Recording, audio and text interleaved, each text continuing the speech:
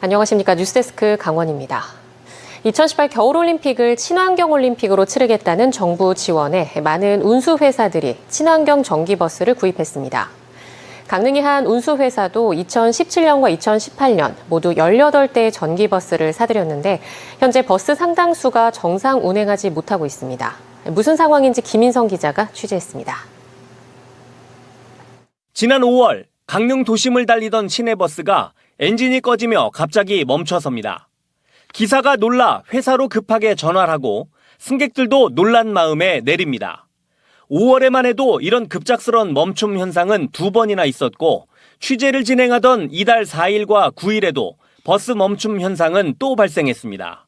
갑자기 시동이 꺼지면서 계기판들이 다 꺼져 있는 상태거든요.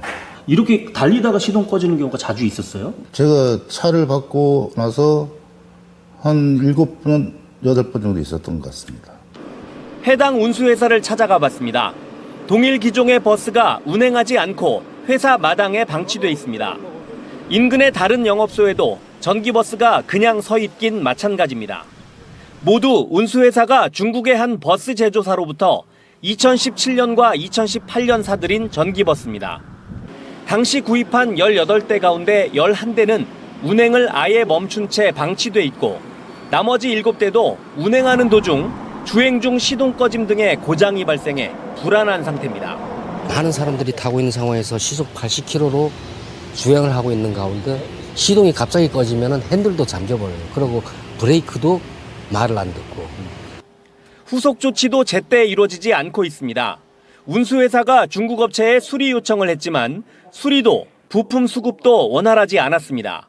결국 내용 증명을 보내고 나서야 최근 배터리 일부가 왔지만 이를 수리할 수 있는 기술자가 중국에서 와야 고칠 수 있는 상황입니다. 운행 연수 10년이 되지 않으면 폐차도 안 돼 애물단지가 되고 있습니다. 당시 국토교통부의 저상버스, 환경부의 전기자동차 보급 사업을 통해 대당 4억 원 가까이 하는 전기버스를 자부담 6천만 원대에 구매할 수 있었습니다. 그렇다고 다른 중국 제조사에 문제가 있는 건 아닙니다. 이 운수회사는 2019년 이후 다른 중국 제조사 2곳에서 29대의 전기버스를 추가로 구입했는데 큰 고장도 없고 수리와 부품 수급도 문제가 없는 실정입니다. 운수회사 측은 특정 중국 제조사의 전기버스를 둘러싼 문제의 취재에는 응했지만 정식 인터뷰는 하지 않았습니다.